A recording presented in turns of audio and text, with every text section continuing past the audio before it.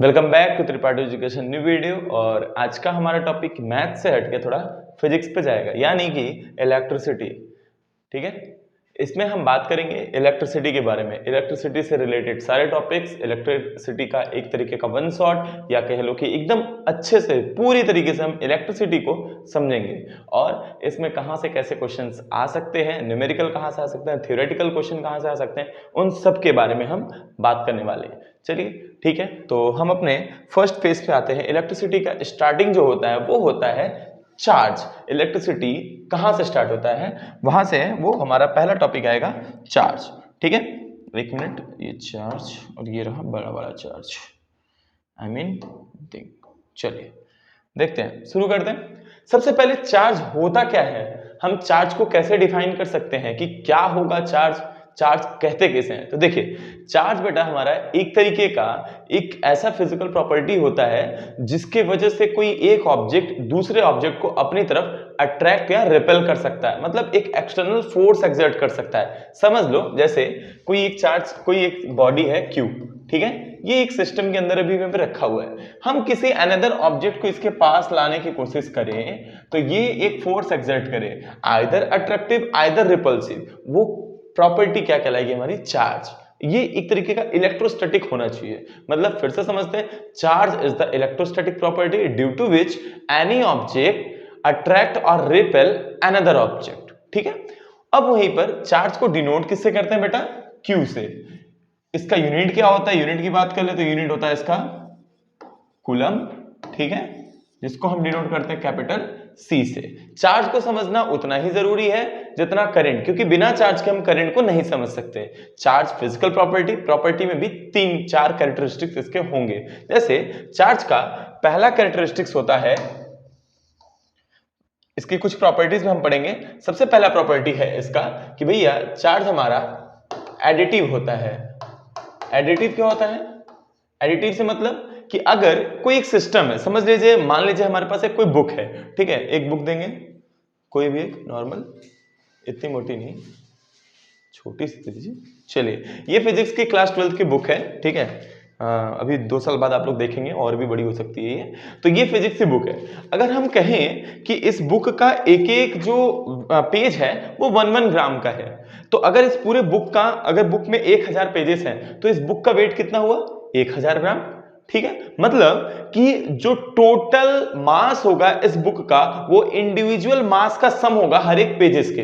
मतलब इसी तरीके से चार्ज क्या कहता है, पहला नेचर एडिटिव है। एडिटिव क्या कहता है कि the individual sum of all charge particle is equal to the net charge of a system. जैसे एक सिस्टम है, मान लो हम एक कोई सिस्टम लेते हैं, इसमें है Q1 Q2 Q3 dot dot dot Qn, ऐसे ढेर सारे हमारे पास चार्ज पार्टिकल हैं। तो जो नेट चार्ज होगा कैपिटल Q, कौन सा चार्ज, कैपिटल Q, वो कैपिटल Q कितना होगा, तो कहेंगे सर वो कैपिटल Q होगा Q1 प्लस Q2 और plus Q3 plus dot dot dot dot Qn।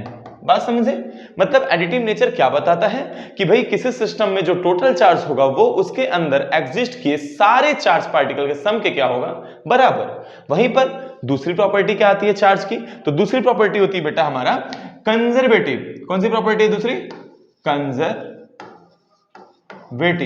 ये कंजर्वेटिव क्या होता है, चार्ज की वो प्रॉपर्टी कंजर्वेटिव, मतलब कहते हैं कि charge can neither be created nor be destroyed, it can change only one form to the another form. जैसे हमारे पास चार्ज, अभी हम एक फोन है, ठीक है, फोन क्या करता है, बैटरी चार्ज यूज करता है, हम उसको इलेक्ट्रिसिटी से चार्ज करते हैं। मतलब इलेक्ट्रिसिटी वाले एनर्जी को, एसी सर्किट को वो डीसी में कन्वर्ट करके हम अपने फोन में ही रखते हैं। उसको खर्च कहां करेंगे, किसी अनदर ऐप को यूज करके। किस माध्यम से निकलेगा, लाइट के माध्यम से, साउंड के माध्यम से। मतलब ये है क्या, चार्ज को बस हम केवल ट्रांसफर कर सकते हैं, ना ही क्रिएट कर रहे हैं ना ही पूरा खत्म कर रहे हैं, बस ट्रांसफर कर रहे हैं एक फॉर्म से दूसरे फॉर्म की तरह। Just like conservation of energy, just like conservation of mass. ये दूसरी प्रॉपर्टी होती है। तीसरी प्रॉपर्टी क्या होती है कि भैया ये ज्यादा थोड़ा जरूरी है, और तीसरी प्रॉपर्टी होती है हमारी कि चार्ज हमारा क्वांटिटेटिव होता है। क्वांटिटेटिव इन द सेंस कि चार्ज हमारा जब भी ट्रेवल करेगा झुंड में, एज लाइक गीदड़, मतलब charge is always travel in the form of quanta. Quanta मतलब पैकेट के फॉर्म में, बंडल के फॉर्म में। और यहीं पर दूसरे तरीके से कहते हैं कि charge is the integral multiple of electron, यानी कि Q बराबर होता है प्लस माइनस NE। यहां पे E क्या है बेटा? इलेक्ट्रॉन है, ठीक है। N हमारा नंबर ऑफ इलेक्ट्रॉन है। यहां ध्यान दीजिएगा E की वैल्यू कितनी होती है? E की वैल्यू होती है 1.6 इंटू 10 के पावर माइनस 19 कूलम। हम आ जाएंगे क्वेश्चन पे बात कर लें तो एक नंबर का एमसीक्यू इससे हर बार पूछा जाता है, ठीक है। कैसा पूछा जाएगा कि एक कूलम में कितने इलेक्ट्रॉन हो सकते हैं, या हमारे पास 10 इलेक्ट्रॉन है तो उसमें कितना चार्ज होगा। इन सब के बारे में जरूर क्वेश्चन आएगा। बोल देगा कि एक ऑब्जेक्ट है जिसके अंदर 2 कूलम चार्ज रखा हुआ है, तो बताइए उसमें नंबर ऑफ इलेक्ट्रॉन कितने होंगे। या 1 कूलम रखा है, या 10 कूलम रखा है, या 100 कूलम रखा है, तो कितने नंबर ऑफ इलेक्ट्रॉन होंगे। तो एक एमसीक्यू इस क्वेश्चन से जरूर आने वाला है, फॉर्मूला यूज होने वाला है Q equal two plus minus NE, ठीक है। तो हम इस पर जरूर ध्यान देंगे। अच्छा, और चार्ज की एक और प्रॉपर्टी कि like charges always attract each other and unlike charges always repel each other. That is, क्या कहेंगे उसको कि भैया अगर प्लस Q है तो वो प्लस Q को हमेशा क्या करेगा? रिपेल करेगा, दूर भगाएगा। लेकिन वहीं पर अगर कोई निगेटिव वाला मिल गया तो उसको क्या करेगा? अट्रैक्ट करेगा। ये तो प्रकृति का नियम है, ठीक है। चलिए आगे जाते हैं। करंट, ये आता है थोड़ा सा अच्छा टॉपिक। इनको हम अभी सिमुलेशन के थ्रू भी समझेंगे, प्रैक्टिकल के थ्रू भी। करंट कैसे फ्लो होता है, करंट क्या होता है, सबके बारे में। पर फिलहाल अभी करंट को पढ़ते हैं। क्या कहा जाता है? The rate of flow of charge is called current. मतलब किसी भी एक सर्किट है, कोई एक सर्किट है, इसमें इलेक्ट्रॉन हो या चार्ज हो, चार्ज अगर समय के साथ फ्लो हो रहा है, देखिए चार्ज का फ्लो होना जरूरी है, ठीक है। जब चार्ज किसी भी सर्किट में समय के साथ फ्लो होता है तो वही क्या बन जाता है? हमारा करंट। यानी करंट को डिनोट करते हैं I से, और I बराबर होता है Q बाई T। क्या? चार्ज पर यूनिट टाइम, एक सेकंड में कितना चार्ज फ्लो किया, यही क्या बताएगा उसके अंदर फैला हुआ करंट। इसको यूनिट की बात कर ले तो चार्ज का यूनिट कूलम, और T का यूनिट क्या होता है बेटा? सेकंड। और कंबाइन करते हैं तो बनता भैया हमारा एम्पियर, ठीक। उसके बाद हमारा नेक्स्ट टॉपिक आता है, हम इनको भी अच्छे से और समझेंगे। पोटेंशियल, पहले सब टॉपिक्स के बारे में समझ लेते हैं फिर बात करते हैं। इलेक्ट्रिक पोटेंशियल या पोटेंशियल, पोटेंशियल क्या होता है? अगर हम कहें कि आपके अंदर पोटेंशियल है कि नहीं, मतलब क्षमता। इस पोटेंशियल वर्ड को समझना, पोटेंशियल को समझेंगे तो हमें electric potential, magnetic potential, gravitational potential, बहुत सारी चीजें समझ में आती हैं। पोटेंशियल है क्या, पोटेंशियल डिफरेंस क्या है, देखिए दोनों में अंतर है। पोटेंशियल क्या है? किसी भी चीज को, मतलब कोई भी यूनिवर्स में कोई भी चीज हो, अगर उसको हम इन्फिनिटी से उठाएं और अपने एरिया में ला के रख दें, मतलब किसी भी चीज को, मान लीजिए हम एक नॉर्मल से एग्जांपल लेते हैं, जैसे हमारा एक दोस्त है, ठीक है। हमारा दोस्त किसी एक चीज को इन्फिनिटी से उठाता है, मतलब कहीं एक दूसरे शॉप से उठाता है और उठा के अपने पास रख लेता है चोरी करके, ठीक है। अब ये क्या कर रहा है? मतलब पहले, या जैसे हम लोग एक नॉर्मल दूसरा एग्जांपल लेते हैं कि अगर हमारे कपड़े सूख रहे हैं और बारिश का मौसम आ जाए, तो सबसे पहले हम क्या करते हैं? कपड़े को बाहर से अपने घर में लाके रख देंगे। मतलब कोई भी चार्ज है, एक यहां से इलेक्ट्रिक पोटेंशियल की तरफ समझे, अगर कोई भी एक चार्ज है जो रखा हुआ है अभी कितने दूरी पे? इन्फिनिटी दूरी पे। हम क्या करें? इसको उठाएं और अपने एक फील्ड में लाके रख दें। ये हमारा एरिया भैया, हम उठा के लाके यहाँ पे रख दिए, ठीक। मान लो किसी को उठवाना ही है तो उसको क्या करेंगे? बाहर से उठाएंगे और अपने एरिया में कहीं लाके रखेंगे। ये हमारा क्या बताएगा? क्षमता, पोटेंशियल। लेकिन तब तक मेरा कोई दोस्त थोड़ा सा मुखबिरी कर दे और बोले भाई वो वहां पे रखा है, अब पुलिस हमारे यहाँ आती है, तो हम क्या करेंगे? इसको इस पॉइंट से उठाएंगे और दूसरे पॉइंट पे रखेंगे, लेकिन वहीं रखेंगे जहां मेरा फील्ड होगा। मतलब अभी पता चल गया कि एक रिलेटिव्स आ रहे हैं, तो हम उस कपड़े को जहां रखे थे वहां से हटाएंगे और किसी अनदर रूम में रखेंगे जहां पे कोई ना पहुंच पाए। तो ये कहलाता है पोटेंशियल डिफरेंस। अगर हम अपने ही फील्ड में एक पॉइंट से दूसरे तक ले जाने में जो वर्क डन करते हैं वो पोटेंशियल डिफरेंस है। फिर से समझते हैं इलेक्ट्रिक पोटेंशियल क्या कहलाएगा। कहेंगे जब किसी चार्ज को इन्फिनिटी से उठा के लाने में, अपने फील्ड में लाने में जो वर्क डन करना पड़े वो कहलाएगा इलेक्ट्रिक पोटेंशियल। और अगर अपने ही फील्ड में एक पॉइंट से दूसरे पॉइंट तक ले जाने में जो वर्क डन करना पड़े वो कहलाएगा हमारा पोटेंशियल डिफरेंस। ठीक है बेटा, इलेक्ट्रिसिटी के भाषा में पोटेंशियल डिफरेंस को डिनोट करते हैं V से, ठीक। और V अभी बताएंगे, इसका यूनिट होता है वोल्ट, लेकिन V आया कैसे, V का फॉर्मूला क्या होता है ये हम अभी पढ़ेंगे। एक तरीके से तो हमने समझ लिया भैया कि ये वर्क डन है। वर्क डन है किसके लिए? चार्ज को लाने के लिए। तो हम कह सकते हैं कि V बराबर कितना हो सकता है? W by Q, W by Q, ठीक है। अभी इसको भी निकालने की कोशिश करेंगे। चलिए देखिए आता है अब ये थोड़ा सा अच्छा सा टॉपिक, ओम्स लॉ। ये ओम्स लॉ क्या होता है वही देखिए। ओम्स एक साइंटिस्ट फिजिकिस्ट, इन्होंने क्या कहा कि भाई साहब जो वोल्टेज होता है V, ठीक है, इलेक्ट्रिक पोटेंशियल, ठीक है, जिसको हम कहते हैं, उन्होंने कहा कि वोल्टेज होता है किसी सर्किट के अक्रॉस, जो वोल्टेज है वो डायरेक्टली प्रोपोर्शनल होता है उसके अंदर फ्लो हुए करंट को। लेकिन ध्यान दीजिएगा ये बोलते कुछ और है लिखते कुछ और है। बोलता क्या है कि किसी भी सर्किट में बहने वाला जो करंट है वो उसके अक्रॉस वोल्टेज के बराबर होगा, यानी I proportional to the V, और हम उसको लिखते क्या है, V proportional to the I। यहां होता क्या है I प्रोपोर्शनल टू V, लेकिन लिखते क्या है V proportional to the I। तो हम क्या कहेंगे कि भाई करंट जो है, सॉरी वोल्टेज जो होता है वो डायरेक्टली प्रोपोर्शनल होता है I के, और हम ऐसा जानते हैं कि अगर प्रोपोर्शनलिटी हटती है तो एक कांस्टेंट आता है, यानी V इज इक्वल टू कितना होता है I R। यहाँ पे ये जो R वर्ड है बेटा ये एक कांस्टेंट है, और इस कांस्टेंट को हम कहते हैं क्या, रेजिस्टेंस। क्या कहते हैं इसको, रेजिस्टेंस, ठीक है। इस कांस्टेंट को क्या कहेंगे हम, रेजिस्टेंस। रेजिस्टेंस क्या होता है पढ़ते हैं अगले वाले टॉपिक में। ये सॉरी हाँ चलिए कॉम्बिनेशन ऑफ रेजिस्टेंस है, लेकिन सबसे पहले हम जानेंगे कि वर्ड रेजिस्टेंस है क्या। देखिए रेजिस्टेंस, रेजिस्ट करना, रेजिस्ट मतलब विरोध करना, अवरोध करना। तो कहेंगे कि resistance is the intrinsic property of any conductor due to which it opposes the flow of electron या अपोजेस द करंट। मतलब रेजिस्टेंस किसी भी कंडक्टर की वो प्रॉपर्टी होती है जो अपने अंदर से करंट को फ्लो होने में रोकेगी। अभी हम इसका एग्जांपल लेंगे कि करंट को कैसे रोकती है, ठीक है, इस पे भी हम बात करेंगे। अच्छा, उसके साथ साथ कॉम्बिनेशन ऑफ रेजिस्टेंस की बात करें तो ये दो चीजें होती हैं, दो भाषा होता है, लेकिन सबसे पहले रेजिस्टेंस को समझ लेते हैं किस किस पे डिपेंड करेगा। देखिए एक है रेजिस्टेंस जो होता है वो डायरेक्टली प्रोपोर्शनल होता है लेंथ के। अगर किसी भी कंडक्टर का लेंथ बढ़ाएंगे तो रेजिस्टेंस क्या हो जाएगा, बढ़ जाएगा। और इनवर्सली प्रोपोर्शनल होता है उसके एरिया के, मतलब अगर रेजिस्टेंस का हम एरिया बढ़ाएंगे तो उसका रेजिस्टेंस क्या हो जाएगा, घट जाएगा। एरिया बढ़ाएंगे तो रेजिस्टेंस घटेगा, एरिया कम करेंगे तो रेजिस्टेंस बढ़ेगा। यानी R जो है वो प्रोपोर्शनल है किसके बेटा, L बाई A के। और प्रोपोर्शनलिटी हटती है तो अभी आपने कहा सर कि एक कांस्टेंट आएगा, वो कांस्टेंट होगा बेटा हमारा क्या, रो। ये रो क्या है, रो है हमारा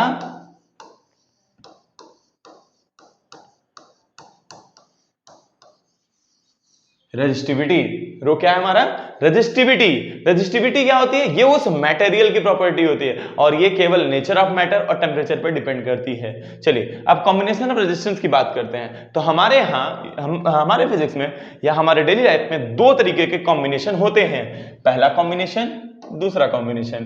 पहला कॉम्बिनेशन होता है हमारा सीरीज में, और दूसरा कॉम्बिनेशन होता है हमारा पैरेलल में। पैरेलल कब होगा बेटा और सीरीज कब होगा, ध्यान दीजिए।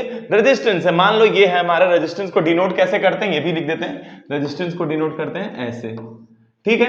रेजिस्टेंस को डिनोट कर रहे हैं ऐसे, इसमें दो टर्मिनल है, एक है पॉजिटिव और एक है नेगेटिव। कब पता चलेगा दो रेजिस्टेंस सीरीज में है दो रेजिस्टेंस पैरेलल में है, उसके लिए एकदम छोटा सा फंडा, अगर सेम टर्मिनल जो है, अगर सेम टर्मिनल साथ में ज्वाइन है तो वो पैरेलल होगा, और अगर डिफरेंट टर्मिनल ज्वाइन है तो वो क्या कहलाएगा बेटा, सीरीज। जैसे ये प्लस है और ये क्या है हमारा माइनस, ठीक है। अगर हम यहां पर एक दूसरा लेते हैं जिसका ये प्लस ये माइनस है, मतलब डिफरेंट टर्मिनल को साथ में ज्वाइन किया तो क्या कहलाएगा वो हमारा सीरीज। लेकिन अगर हम एक प्लस है एक माइनस है, एक प्लस है एक माइनस है, हम इनको साथ में ज्वाइन कर दें तो ये क्या कहलाएगा बेटा हमारा पैरेलल। मतलब अगर सेम पॉजिटिव को पॉजिटिव से और नेगेटिव को नेगेटिव से ज्वाइन करेंगे तो वो पैरेलल कहलाएगा, और पॉजिटिव को नेगेटिव, नेगेटिव को पॉजिटिव से करेंगे तो वो क्या कहलाएगा हमारा सीरीज, ठीक है। ये दो तरीके का कॉम्बिनेशन है। अभी हम इन पे थोड़ा सा बात करेंगे, इनका इक्वेशन निकालेंगे कि रेजिस्टेंस में क्या होता है कैसे होता है, इन पे बात करते हैं। चलिए ठीक है, और सबसे पहले एक थोड़ा सा डेमो देख लेते हैं कि रेजिस्टेंस को कैसे चेंज करता है, देखते हैं। चलिए देखते हैं एक सिमुलेशन की मदद से, ठीक है। मान लीजिए हम यहाँ पे एक सेटअप लिए हुए हैं, हम इस सेटअप को फिर से हटाते हैं, ठीक है। चलिए देखिए,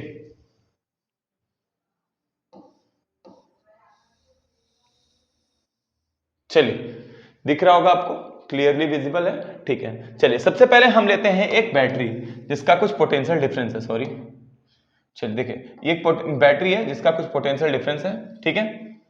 इसमें दो टर्मिनल होते हैं, एक निगेटिव की तरफ एक पॉजिटिव की तरफ, और हम इसमें ऐड करते हैं एक वायर को, ठीक है। हमने क्या किया, एक वायर इधर ऐड किया और एक छोटू सा वायर इधर, ठीक है। अब ध्यान दीजिए बस, और एक यूज करते हैं स्विच को। स्विच को यूज करना बहुत ही जरूरी होता है। आप जब भी कोई भी फिजिक्स एक्सपेरिमेंट करेंगे तो उसमें स्विच जरूर ऐड करेंगे, क्योंकि स्विच जो होता है वो हमारे कंट्रोल को बनाए रखता है। मान लीजिए कोई एक्सपेरिमेंट कर रहे हैं, कोई अगर दुर्घटना हो जाती है तो उसके लिए वो स्विच अच्छा होता है, और खासतौर से हम वन टाइप की यूज करेंगे, ठीक है। उसके बाद अब हमने कहा सर, आपने बोला एक रजिस्टर ले लीजिए, अभी हम रजिस्टर नहीं ले रहे हैं, ठीक है, या हम एक रजिस्टर ले लेंगे अभी बाद में, लेकिन अभी कुछ टाइम के लिए हम रजिस्टर नहीं लेते हैं, ठीक है। हम एक रजिस्टर नहीं ले रहे हैं, क्या करें, पहले एक बल्ब ले लेते हैं, बल्ब को रखते हैं यहाँ पर। ओ थोड़ा सीधा हो जा भाई, चलो नहीं, ये यहाँ लेते हैं, और एक वायर का यूज करते हैं इनको जोड़ने के लिए, ठीक है। एक वायर का यूज किए और एक दूसरा वायर का यूज करते हैं यहाँ, ऐसे। रुचिए, चलिए देखिए, ये हमारा अभी बैटरी एक सर्किट है, ठीक है। एक सर्किट ऐसा है यार, रुकिए अच्छा नहीं लग रहा है,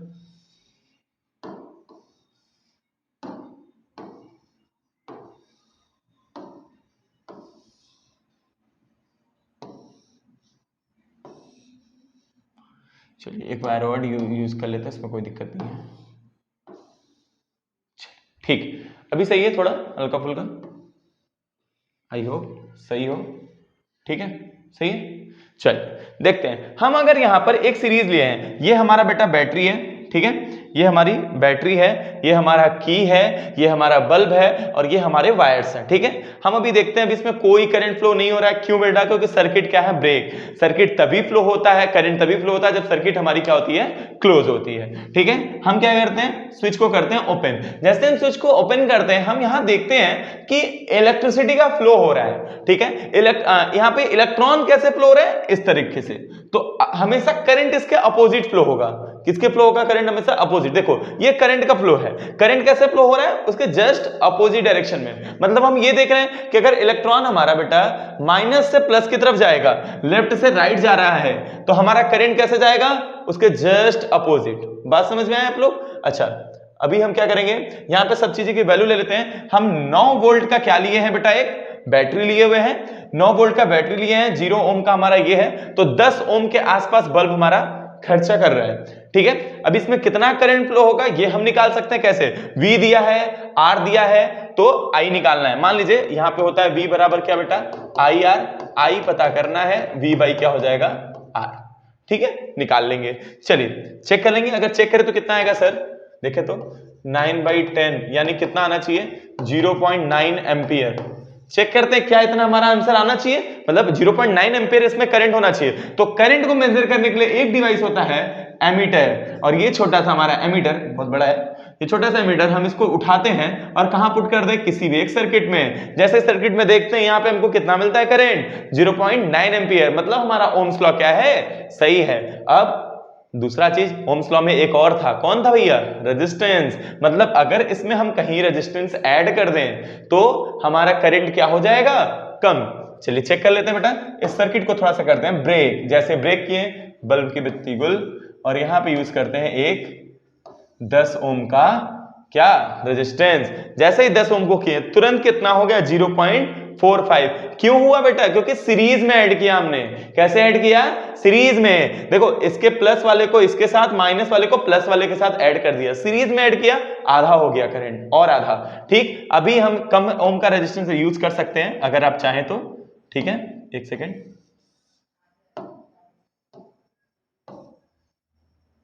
चलिए ये तो हो गया। अभी हम एक चेक बताते हैं आपको कि कॉम्बिनेशन में कैसे बढ़ता है, कैसे छोटा होता है, ठीक है, इन सब के बारे में बात करेंगे। तो आई होप आपको ये सिमुलेशन समझ में आया होगा, ठीक है, कहां पे कैसा करंट मेजर कर सकते हैं, ठीक है। अभी इसी की मदद से हम ये भी चेक करेंगे कि किसी सर्किट में रेजिस्टेंस सीरीज में बढ़ रहा है, घट रहा है, करंट बढ़ता है या घटता है, इन सब के बारे में बात करेंगे। चलिए ठीक है, इसको करते हैं बंद ना सर, चलिए इसको कर दिए बंद हम लोग। अब हम अपने टॉपिक पे आते हैं कि भाई कैसे रेजिस्टेंस वर्क करता है, आई होप आपको समझ में आया होगा। अब चलिए चेक करते हैं। हम यहाँ पे दो सर्किट को लेते हैं, एक हमारा सीरीज में और एक हमारा पैरेलल में। सबसे पहले हम रेजिस्टेंस इन सीरीज की बात करते हैं बेटा। देखिए, एक रेजिस्टेंस, दो रेजिस्टेंस, तीन रेजिस्टेंस, जनरली इतना बहुत है, ठीक है। यहाँ पे हमने रखा एक बैटरी और एक लगाया की, जैसा कि अभी आपने कहा सर की बहुत जरूरी है, ठीक है। ये हमारा रेजिस्टेंस है बेटा R1, ये है R2 और ये है R3। ध्यान दीजिएगा, करंट हमारा सीरीज में बढ़ता नहीं है, करंट वोल्टेज बढ़ जाता है। मतलब अगर यहाँ करंट I है बेटा, तो हर जगह करंट क्या होगा, I होगा। वोल्टेज बढ़ जाएगा V1, V2 and V3। Now देखते हैं, अगर मान लीजिए इसका वोल्टेज V है, तो जो V होगा वो टोटल किसके बराबर होगा बेटा, V1 प्लस V2 और प्लस कितना V3। V1 बराबर V बराबर V1 plus V2 plus V3, ठीक है। तो V बराबर V1 plus V2 plus V3 हुआ।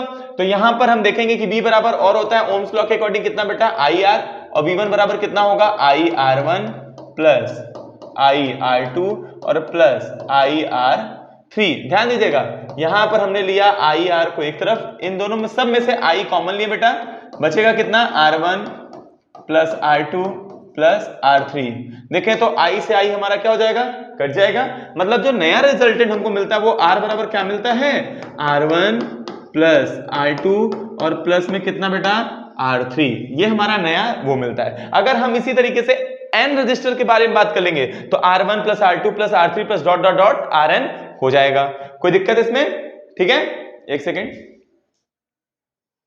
जी चलिए अभी देखिए, हमने यहां पे दो रेजिस्टेंस ऐड किया था पिछले वाले में, ध्यान दीजिएगा।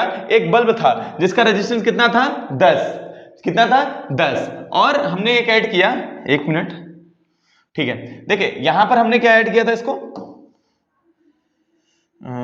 ठीक, चलिए देखिए, एक 10 ओम का रेजिस्टेंस, एक 10 ओम का रेजिस्टेंस सीरीज में ऐड हुए थे बेटा। ध्यान दीजिएगा, सीरीज में ऐड हुए थे तो कितना हो जाएंगे, 10, सॉरी, अच्छा भाई चलो, सीरीज में ऐड हुए थे तो 10 प्लस 10, मतलब टोटल रेजिस्टेंस कितना हो गया बेटा, 20 ओम। 20 ओम हुआ तो हमारा करंट कितना आ रहा था, 0.45। चेक कर लेते हैं, V बराबर क्या था, IR, तो I बराबर कितना था बेटा, V अपॉन में R। सही है। V की वैल्यू कितनी थी बेटा हमारी, V की वैल्यू कितनी थी भाई, 9 वोल्ट, ठीक। अपॉन में कितना हमारा है, 20। तो 9 वोल्ट को 20 से कर डिवाइड करेंगे तो कितना आएगा, 0.45, ठीक है। मतलब हमने ये देखा कि रेजिस्टेंस को जब भी सीरीज में ऐड करेंगे रेजिस्टेंस बढ़ जाएगा और करंट क्या हो जाएगा, कम, ठीक है। ओके, नाउ हम लोग कुछ और बात करते हैं।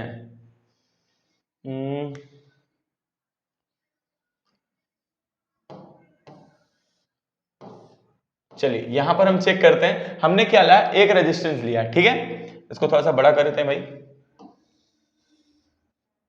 ठीक है। हमने लिया एक रेजिस्टेंस, फिर हमने इसको ऐड किया दूसरे रेजिस्टेंस के साथ, और फिर लिया एक और रेजिस्टेंस तीसरे रेजिस्टेंस के साथ, ठीक है। हमने सारे ओम की वैल्यू, रेजिस्टेंस ओम की वैल्यू कितना रख दें, ज्यादा ना रखते हैं 3 ओम, ठीक है। इस ओम का रेजिस्टेंस कितना है, 10 नहीं, एक को रखते हैं 3, एक को रखते हैं 2 और एक को रखते हैं 1। हमने तीन रेजिस्टेंस अलग अलग रखे हैं, मान लो 2 ही रखे हैं, ठीक है। ध्यान दीजिएगा, पहले वाले रेजिस्टेंस की वैल्यू कितनी है, एक सेकंड, पहले वाले रेजिस्टेंस की वैल्यू 1 है, दूसरे की 2 है और तीसरे की 3 है। तो टोटल रेजिस्टेंस जो होना चाहिए वो हमारा कितना आना चाहिए, वो हम देखते हैं। ये पूरा सर्किट अभी यहाँ पे चेक करते हैं।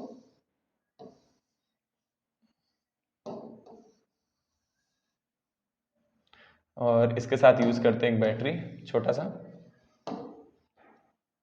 उसके साथ में यूज करेंगे एक छोटा सा और वायर, और यूज करेंगे यहाँ पे सर्किट को पूरी तरीके से बनाएंगे अच्छे से।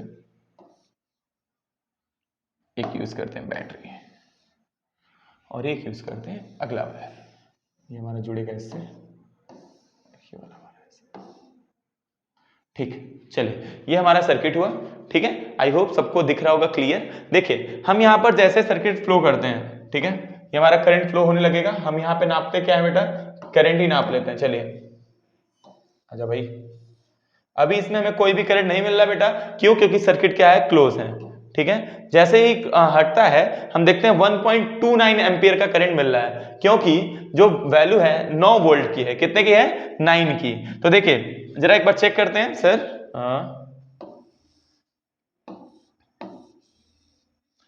दिख रहा होगा, आई होप आपको क्लियर। हम इसको थोड़ा सा इरेज करते हैं, अभी दिखेगा वो। चलिए ठीक है। देखिए यहां पर हमारा जो वोल्टेज है वो कितना है बेटा? हमारा वोल्टेज जो है V जो है वो हमारा कितना है? 9 वोल्ट। एंड R जो है वो ऐड हुआ है, कितना हुआ है? 2 2 4 और 3 7 ओम का ये है और वोल्टेज ये है। तो करंट कितना मिलना चाहिए? 9/7। और 9/7 डिवाइड करेंगे तो कितना आएगा?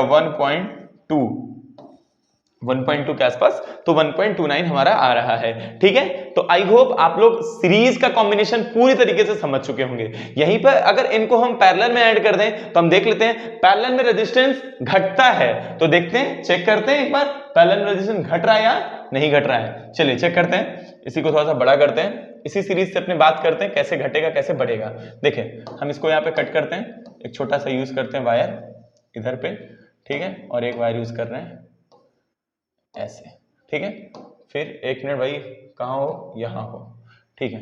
हमने क्या किया? एक रेजिस्टेंस यूज किया ऐसे, इसको यहाँ पे किया कट, इसको यहाँ पे किया कट, और इसको रखा यहाँ, इसको रखा सेंटर, ठीक है, 2, और इसको रखा कट, ठीक है। ये रखा हमने 3 चीज। हमने इनको पैरेलल ज्वाइन करना है बेटा, तो प्लस वाले को प्लस वाले के साथ और माइनस वाले को माइनस वाले के साथ। अभी हमने बताया कि सेम पोटेंशियल रखना है हमको, ठीक है। एक, और ये रहा हमारा, सॉरी ये हट जा भाई, ये रहा हमारा 2, और ये रहा हमारा ये तीसरा, ठीक है। ध्यान दीजिएगा, ये जाए उधर,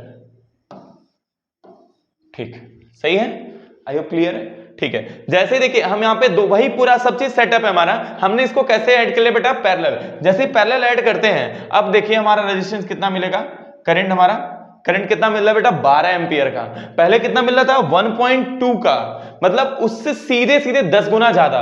क्यों? क्योंकि हमने उसी रेजिस्टेंस को कैसे ऐड कर लिया?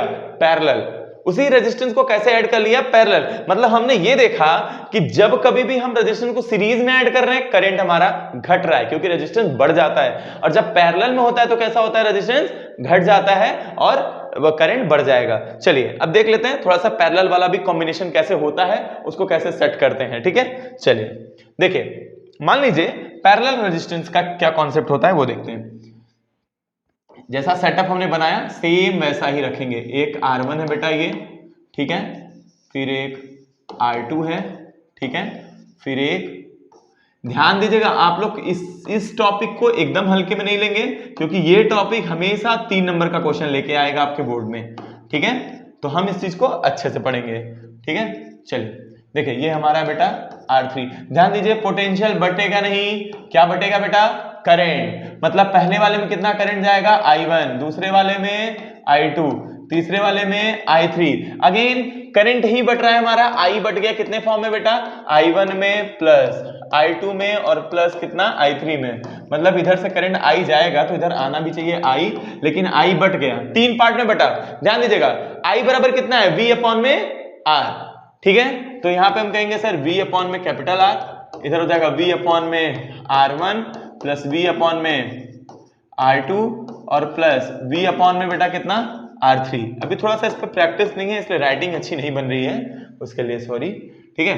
V ब्रैकेट में कितना बटेगा बेटा? 1 अपॉन में R1 प्लस 1 अपॉन में R2 प्लस 1 अपॉन में R3। ये हमारा कट जाएगा, मतलब जो हमारा रेजिस्टेंस आएगा 1 अपॉन R बराबर कितना होगा? 1 अपॉन में R1 प्लस 1 अपॉन में R2 प्लस 1 अपॉन में कितना बेटा? R3। कोई दिक्कत इसमें? ठीक है, ये हमारे रेसिप्रोकल होते हैं, तो रेसिप्रोकल चीज जब भी ऐड होती है तो घटती है, ठीक है। आई होप आपको ये सारे डाउट क्लियर हो गए होंगे with practical, with theory and calculation, ठीक है। हम इसको अच्छे से ध्यान देंगे। अगला हमारा जो टॉपिक, अगला वीडियो हम इस पे बनाएंगे जरूर, जिसमें हम लोग उस वीडियो में हम लोग बात करेंगे कि इससे कैसे न्यूमेरिकल आ सकते हैं। उठा के बोल दो, उसमें कैसे न्यूमेरिकल हमारे आ सकते हैं, ठीक है। हम इन सब के बारे में बात करेंगे। अगला हम देखते हैं थोड़ा सा एक टॉपिक छूट रहा है हमारा पावर। पावर क्या होता है? जैसे वर्क डन हम क्या पढ़ते थे कि किसी भी कार्य को हम कर रहे हैं उस चीज को कितने देर तक कर सकते हैं। जैसे हम कोई काम कर रहे हैं, मान लीजिए हम पढ़ा पा रहे हैं, हम पढ़ा रहे हैं, कितने देर तक हम पढ़ा पाते हैं, हमारा पावर है, ठीक। और हम पढ़ा पाते हैं कि नहीं पढ़ा पाते हैं, एनर्जी है। तो वर्क डन इनटू क्या बेटा? टाइम। अरे work done divided by time. तो हमारा जो पावर है, सॉरी एक मिनट, हाँ, जो P, इसको P से डिनोट करते हैं, P बराबर होता है क्या? V इंटू आई, ठीक है। यहां पर क्या था? वर्क डन क्या था कि भाई किसी भी चीज को पोटेंशियल, इलेक्ट्रिक पोटेंशियल क्या था कि भाई किसी भी चीज को इनफिनिटी से उठा के लाने में जो वर्क डन करना पड़े वही क्या कहलाता है हमारा? वो क्या कहला रहा था हमारा? Work done. क्या देखो सुनो, हम देखें यहां पे कि work done, sorry my mistake, हाँ, जो इलेक्ट्रिक पोटेंशियल था हमने पहले ही बताया कि V बराबर कितना होता है बेटा? W by Q, W by Q। तो हम यहां से देखेंगे कि W बराबर कितना होगा? V into Q। अच्छा, पावर क्या होता है? पावर के बारे में बात किए, पावर बराबर बात किए भाई सर की वर्क डन अपॉन में क्या होता है? टाइम। वर्क डन क्या होता है सर? V इंटू Q और अपॉन में टाइम है। अच्छा, Q बाई T पहला ही टॉपिक हमारा था कि P बराबर Q बाई T कितना होता है बेटा? I। तो P बराबर क्या निकलेगा? V इंटू आई। यहां से आता है P बराबर V इंटू आई। अच्छा, पावर के और भी फॉर्मूले होते हैं, जैसे हम जान रहे हैं कि V बराबर क्या होता है सर? IR। अगर यहां पर हम IR रख दें V के जगह पे तो कितना हो जाएगा? I square into R। P बराबर कितना हो जाएगा? I square R। दूसरा फॉर्मूला कहां से जनरेट होगा? यहीं से जनरेट होगा सर। I की वैल्यू कितनी रख दे बेटा? V by R। ध्यान दीजिएगा, इसी पे रखते हैं। P बराबर कितना हो जाएगा? V की वैल्यू ठीक है, और V अपॉन में क्या कर दें? R, मतलब V स्क्वायर बाई R। ठीक, कोई दिक्कत इसमें? अब आज का लास्ट टॉपिक हमारा जो होता है वो होता है हीटिंग इफेक्ट। देखिए, आप लोग देखे होंगे कि हमारे घर में शॉर्ट सर्किट हो जाता है, या हम कोई वायर यूज करते हैं तो मेल्ट होता है, या फिर हम ये देखें इंडक्शन या हीटर, ये सब किस बेसिस पे काम करते हैं? इन सबसे बस करंट पास होता है और ये हमें हीट देते हैं। तो इससे हम क्या समझते हैं कि भाई अगर किसी भी चीज में इलेक्ट्रिसिटी लगातार फ्लो हो रही है, लगातार फ्लो हो रही है, तो वो क्या प्रोड्यूस करेगी? हीट प्रोड्यूस करेगी। और ये हीट किसके वजह से है? कोई चीज हम गर्म कब होते हैं? जब हमें कोई विरोध करता है, और विरोध कौन करता है? रेजिस्टेंस। मतलब जो हीट है कंडक्टर में किसकी वजह से? रेजिस्टेंस की वजह से। ठीक है, तो चलिए, heating effect of electric current क्या कहता है कि किसी भी कंडक्टर में लगातार करंट पास होने की वजह से जो हीट प्रोड्यूस होता है वही उसका heating effect of electric current कहलाता है। इसको डिनोट करते हैं H से। हीट क्या होता है? एक तरीके का एनर्जी, और एनर्जी किस फॉर्म में स्टोर होती है? वर्क डन के फॉर्म में। मतलब H बराबर क्या होगा? W। क्या होगा? W। अच्छा, और एक चीज और समझेंगे कि W बराबर क्या था? अगर भैया पावर बराबर है W बाई टाइम, तो W बराबर क्या होगा? P into T. मतलब P इंटू टी। कितना पावर है, कितने पावर का यूज कर रहे हैं? जैसे 1000 वॉट का यूज कर रहे हैं, 10,000 वॉट का यूज कर रहे हैं, उसको कितने देर तक यूज करेंगे वही उसका हीट बताएगा। किसी बल्ब को ले रहे हैं, 100 वॉट का बल्ब ज्यादा हीट होता है एज कंपेयर टू 2 वॉट का, 5 वॉट का, 10 वॉट का बल्ब। क्यों? क्योंकि उसका क्या है? पावर ज्यादा है और ज्यादा देर तक जला रहे हैं। पावर की वैल्यू अभी भी आप लोगों ने निकाला, कितना निकाला sir? I square R T. या दूसरा क्या निकाला sir? V square by R into T. या क्या निकाला? V I T.